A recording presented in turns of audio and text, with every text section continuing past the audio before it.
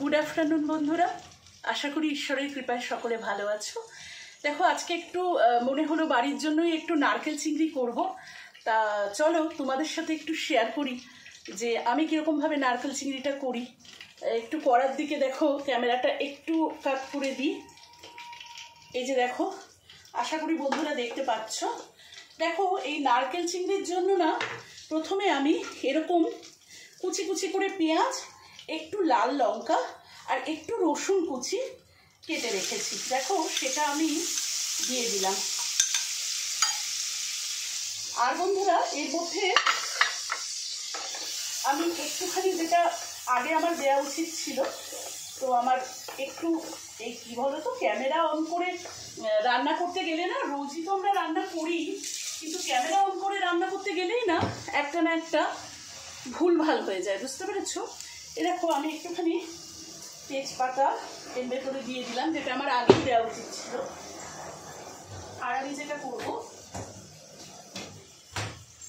একটুখানি জিরে ফোড়ন দেব। আমি একেবারেই ঘরোয়া মতো করছি, আর তোমরা চাইলে কিন্তু এখানে গরম মশলাটাও ফোড়ন দিতে পারো। আমি পরে গরম মশলাটা দেবো বলে এখন আর ফোড়ন দিচ্ছি না। তো দেখো এই যে আমি, আর যেটা প্রসঙ্গত উল্লেখযোগ্য বন্ধুরা, আমি কিন্তু এখানে প্রথমে সাদা তেল আর ঘি, একটু সামান্য পরিমাণে সাদা তেল আর ঘি দিয়েছি। পরে আমি আরেকটুখানি ঘি দেব নামাবার পরে।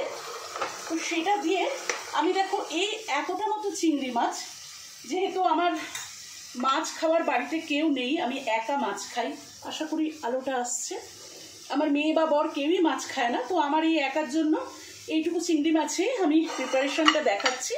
এবার তো তোমাদের যেরকম যতটা পরিমাণ লাগবে সেই অনুযায়ী তোমরা মশলা টশলাগুলো কমিয়ে বাড়িয়ে নেবে। দেখো বন্ধুরা, এই পেঁয়াজটা আমি একটু ভালো করে ভাজা করে নেব। এর মধ্যে একটু আমি লাল লঙ্কা কুচি দিয়েছি, একটু রসুন কুচি দিয়েছি। এইটা দিয়ে আমার পেঁয়াজটা কিন্তু ভাজা হোক, আমি একটু ঢাকা দিয়ে দিই। হ্যাঁ, আর ততক্ষণে আমি তোমাদের সাথে একটু শেয়ার করি যে আমি মশলার মধ্যে, দেখো বন্ধুরা, এখানে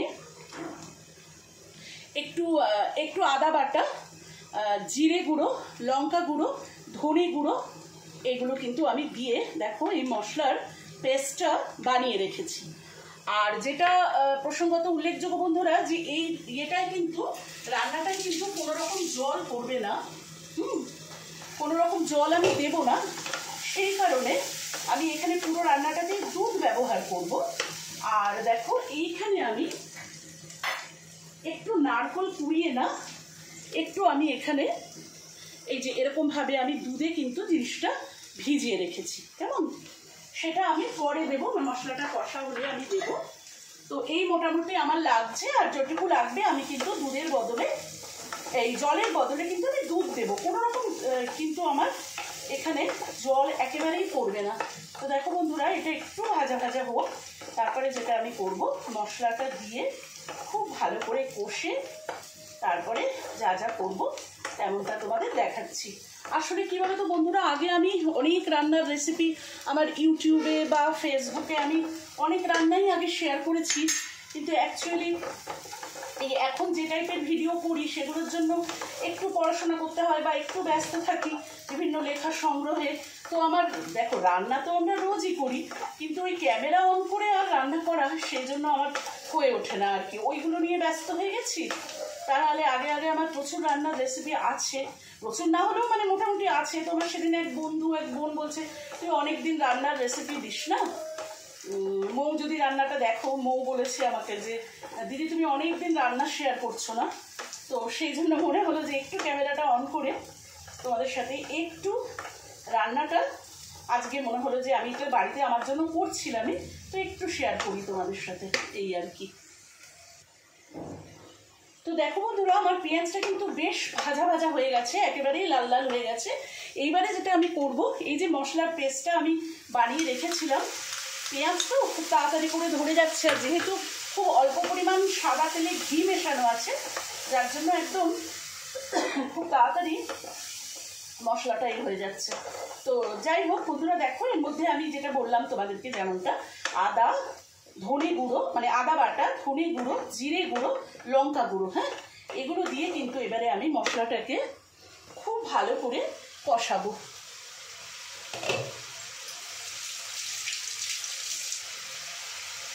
ভালো করে কষানো হয়ে গেলে আমি এই পর্যায়ে যেটা দেবো তোমাদের টাইম টু টাইম সেরকমভাবেই আমি শেয়ার করছি। এটা অ্যাকচুয়ালি কিন্তু চিংড়ি মাছের মালাইকারি নয় বন্ধুরা, কেমন? আশা করি বন্ধুরা দেখতে পাচ্ছ, চিংড়ি মাছের মালাইকারি কিন্তু নয়, কিন্তু এটার এই রেসিপিটার নাম হচ্ছে নারকেল চিংড়ি, কিন্তু অত্যন্ত সুস্বাদু হয়, এটুকু শুধু তোমাদেরকে বলতে পারি। বানিয়ে এরকম অল্প পরিমাণে চিংড়ি থাকলে বাড়িতে এরকমভাবে কিন্তু তোমরা অবশ্যই করে বানিয়ে ফেলতে পারো। তো দেখো বন্ধুরা, মশলা কিন্তু এই যে আশা করি তোমাদের দেখাতে পাচ্ছি, এই যে বেশ কিন্তু আমার কষা কষা হয়ে গেছে। হ্যাঁ, এবারে আমি যেটা করবো বন্ধুরা, যেখানে আমি তোমাদের আগেই বলছিলাম যেখানে আমি একটু নারকেল কোড়া এই যে একটু দুধে আমি ভিজিয়ে রেখেছিলাম, এবারে আমি এইটা দিয়ে দেবো। এইটা আমি কিন্তু নারকেল কোড়াটা দুধে ভেজানোতে আমি দিয়ে দিলাম। এইবারে দেখো আরেকটু এইটা দিয়ে আমি একটু নাড়াচাড়া করব। এটা দিয়ে আমি একটু নাড়াচাড়া করার পরে আমি চিংড়িটা দেব। হ্যাঁ, এটা কিন্তু খুব ভালো সুস্বাদু একটা রেসিপি বন্ধুরা, তোমরা বাড়িতে ট্রাই করতে পারো। আর যেটা প্রসঙ্গত উল্লেখযোগ্য যে গ্রেভিটা কিন্তু একটু মাখা মাখা হবে। হ্যাঁ, কিন্তু খুব গ্রেভি থাকবে না। দেখো এইবারে এখানে এই যে আমি ভেজে রেখেছিলাম চিংড়ি মাছটা, সেটা কিন্তু এবারে আমি দিয়ে দিলাম। এবার দেখো, এবার একটু চিংড়ি মাছটা দিয়েও আমি একটু নাড়াচাড়া করবো। আর যে কোনো চিংড়ির রেসিপি তো আমরা জানি বন্ধুরা যে চিংড়ি মাছ জিনিসটা যেহেতু খুব সহজে হয়, সেহেতু এটা নিয়ে একেবারেই টেনশন হয় না, বা মনে করো সময় সাপেক্ষ রান্না তো নয়, খুবই একেবারে চট জলদি রান্না যেটাকে বলে। দেখো বন্ধুরা, প্রসঙ্গত উল্লেখযোগ্য যেটা তোমাদের আগেই বলছিলাম যে আমি বাড়িতে একা মাছ খাই, তো এই এতটাই দেখবে এইটুকু প্রিপারেশন করলে সেটা ভালোও হয় না। তো সেই জন্য যেটুকু চিংড়ি মাছ এও আমাকে ফ্রিজে রেখে রেখে মানে আজকে হয়তো একটু খাবো, আবার একটু কালকে খাবো, এইভাবে। তো মাছের প্রিপারেশন যার জন্যই আমার ভিডিওগুলোতে কম আছে, নিরামিষ রেসিপি কিন্তু বেশি আছে। বর আর মেয়ে খাবে এই কথা ভেবে ভেবে নিরামিষটাই বেশি করি। তো আজকে তো অন্যান্য যা নিরামিষ রান্না হয়েছে, ভাবলাম যে আজকে একটু এই মাছটাই ক্যামেরা অন করে তোমাদের সাথে নিয়ে চলে আসি। আচ্ছা, যাই হোক বন্ধুরা, দেখো মশলা তো আমার আগেই কষা হয়ে গেছিলো। এবার নারকেলটা দিয়ে আমি এরকমভাবে যখন একটু নাড়াচাড়া করলাম, এরপরে আমি যেটা করব, আমি কিন্তু এবারে দুধ দেবো। কেমন? এখানে দেখো আমি দুধ জাল দিয়ে রেখেছি।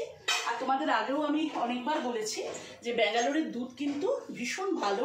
এই দেখো আমি কিন্তু মাইক্রোওভেনে জাল করেছি, এই দেখো কতটা সর পড়েছে, দেখতে পাচ্ছ? এই সর সমেত দুধটাই কিন্তু আমি এখানে দেব। আর আমি খুব সামান্য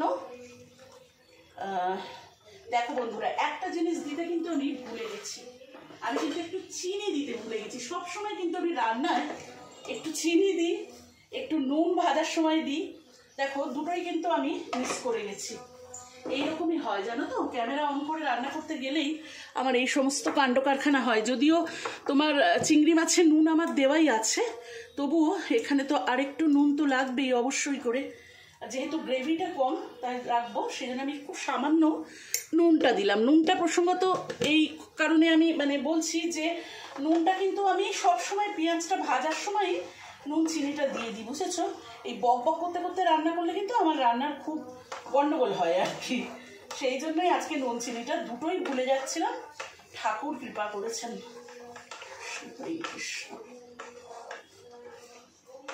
দেখো আমি কিন্তু এইটা কিন্তু আমার বন্ধুরা আর একটু 3-4 মিনিট রাখলেই কিন্তু আমার রেসিপি কমপ্লিট হয়ে যাবে। হ্যাঁ, তো আমি একটু কমিয়ে দিয়ে ঢাকা দেব। কেমন? একটু একটু এটা কমিয়ে দিয়ে ঢাকা দিই। দেখো বন্ধুরা, আমার কিন্তু এটা প্রায় হয়ে গেছে। এবার দেখো এরকম দুটো কাঁচা লঙ্কাকে আমি চিড়ে রেখেছিলাম, বা ভেঙেও রাখতে পারো, যাই হোক আর একটু ভেঙে দিই।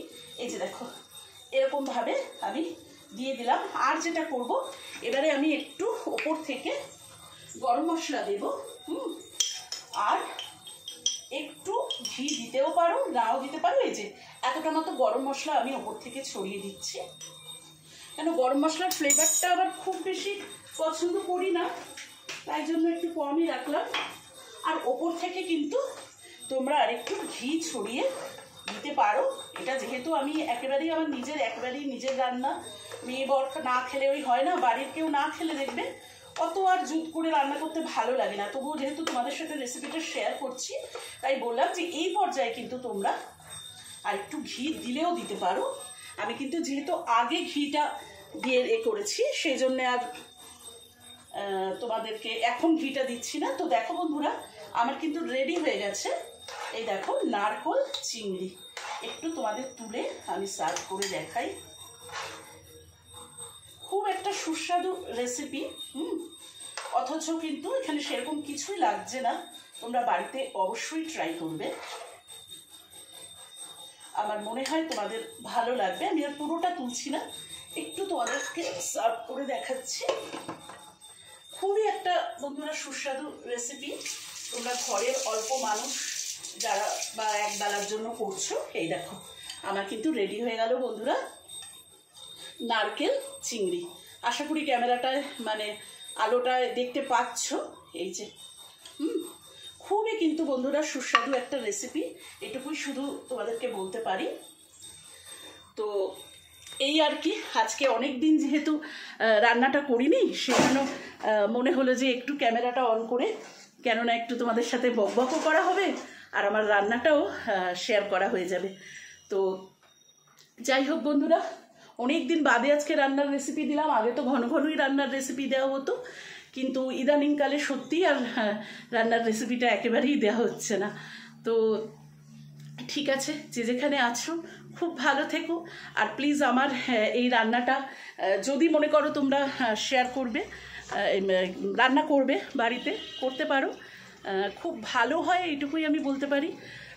অল্প যেহেতু অল্প কটা চিংড়ি আছে, কিছু করার নেই, তখন এইভাবে যদি গ্রেভিটা বানিয়ে ফেলতে পারো, একদম অল্প অল্প গ্রেভি যেহেতু এটা হয়, এটা রুটি দিয়ে বা ভাতের সাথে বা তোমার বাসন্তী পোলাও বা ফ্রাইড রাইসের সাথে কিন্তু এই রান্নাটা খুব ভালো যাবে, এটুকু বলতে পারি। তো ঠিক আছে, আজকে তাহলে রাখি। সবাই খুব ভালো থেকো, টাটা, বাই।